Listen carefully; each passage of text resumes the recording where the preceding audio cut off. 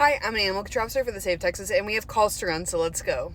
In Texas, animal-based offenses are considered especially heinous. These dedicated animal control officers who investigate these vicious felonies are members of an elite squad known as Paw Patrol.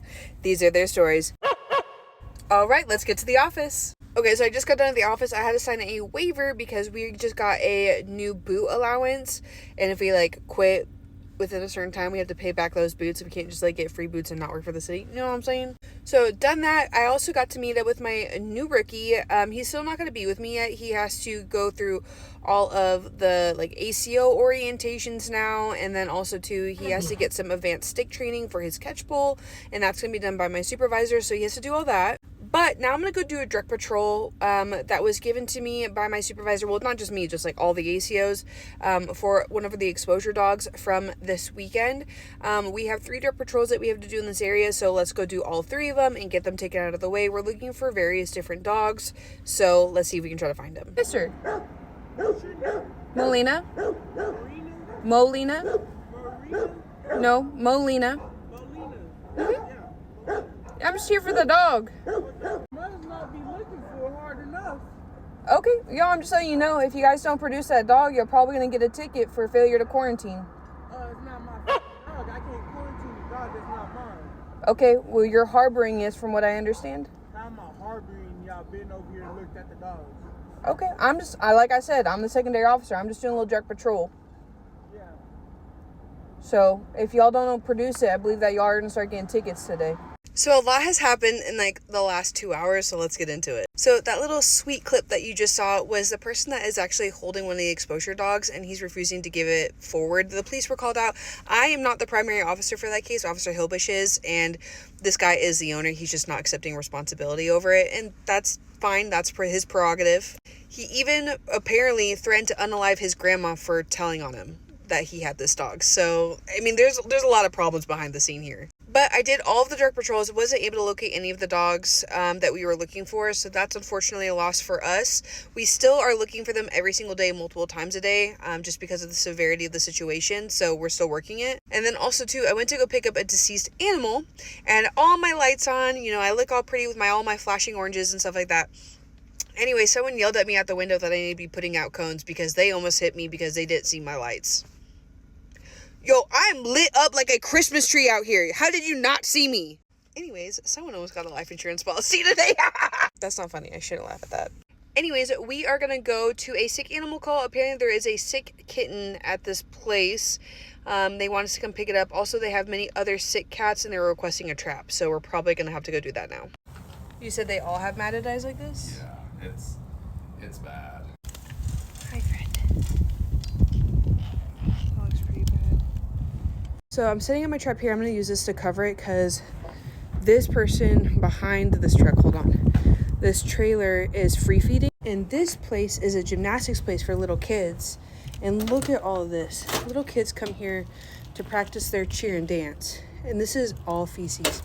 And mind you, there's this open lot right here. I walk through here, all cat poop everywhere.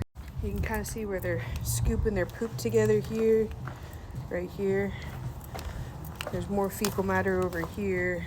So we're gonna get this handled. Okay, so here we have the trap. You can see it. All you have to do is come over here, check it, see if a cat's in there, and give us a call. But if we're gonna walk over here, let's see if it's noticeable from far away. Hold on. Yeah, it should be good. Okay, so now that we got that all settled up, we're gonna go pick up a deceased animal on the north side of town. So let's go do that next, and then probably try to take our lunch after. I was going to go pick up a deceased animal, but then I saw this guy, so I thought I'd stop. Come here. Is that your dog? Yes, So, the dog owner actually came out. The dog was a little bit territorial, where I'm like, I don't really like that. He did end up kind of charging me, and I was like, hey, brother, I don't really like that. I'm prepared for something like that. Other people may not be prepared. He's like, I'm so sorry. He's my service animal. I don't know how he got out, yada, yada, yada. And I said, no, it's cool. I gave him a warning. Because it's the holiday season, I'd rather people pay for their Christmas presents or whatever you do than pay for my citations. I said, but brother, the next time that he's out, it's not going to be the same way. He said he understood. So anyways, I hope that my good warning goes to good use. Okay, while I was unloading my sick cat, Unfortunately, sick cats can't come into the shelter. Someone donated some dog food, so I grabbed one of the boxes, the open one, and I left the rest for everybody else. Friend! I'm right here, friend. Okay. Anyways, just gonna unload this. I've been setting a lot of traps lately for dogs, so this could be beneficial. And plus, I don't want any more of those ones that you have to pop the lid on because I don't want to try to cut my hand up again. But my truck is clean and sanitized. I had deads in this one and one got a little leaky. But I cleaned and sanitized my unit and refilled my jug. Yes, the water is orange. Isn't that lovely? Gotta love the oil field. Okay, so I just got done with my 60. We're gonna go check our cat trap. They just called it in with all the sick kittens. So let's go check that out next. Okay, so just got that cat out of the trap and then rebaited the trap. Also, dispatch requested a supervisor, and whenever that happens, it's one of two things. One, they need to ask them a question, or two, somebody wants to make a complaint. And I already called my supervisor, and I aired out all my transgressions. So, hopefully I'm okay. Okay, I was just minding my own business, girl, and I found a stray dog. Wait, no. Hold on. I have treats. There's a good chance that this dog doesn't want to be my friend. And that hurts my feelings. Okay, update. It did belong to that house. They did not know she was out. She's back inside. She's safe and sound. So, let's go find something else to do. So we just got a welfare check in my sector for 2 Yorkies. I filmed this a little while ago and I told the owners to keep them up and they're clearly not. So we're either going to impound and go through with citations and go from there.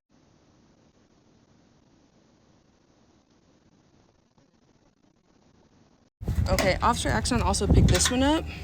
Hi, Bentley. Hey, Bentley. This one's Bentley. No, this one's what? Benji. It's got a tag on it. Okay, Benji. Stay, Benji. That's a good boy.